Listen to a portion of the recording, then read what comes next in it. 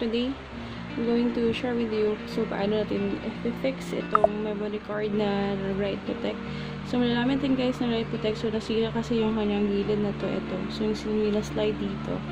So paano natin malalaman if our camera is write protected or di na siya pwedeng makasave, makastore ng mga pictures natin or videos. Yan. So nakalagay dito guys na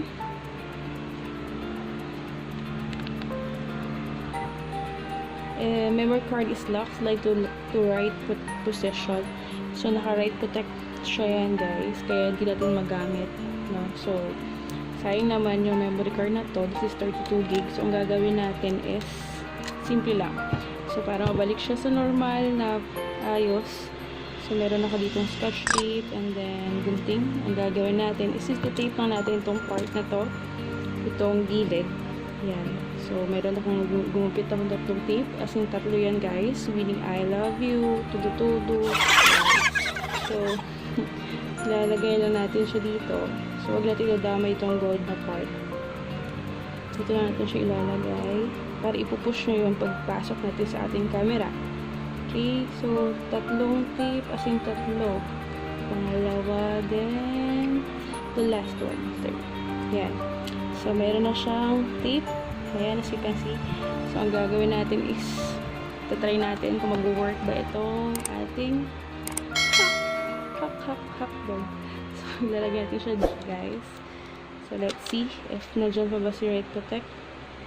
So, ano natin? Ayan. Tada! So, ready to use na siya.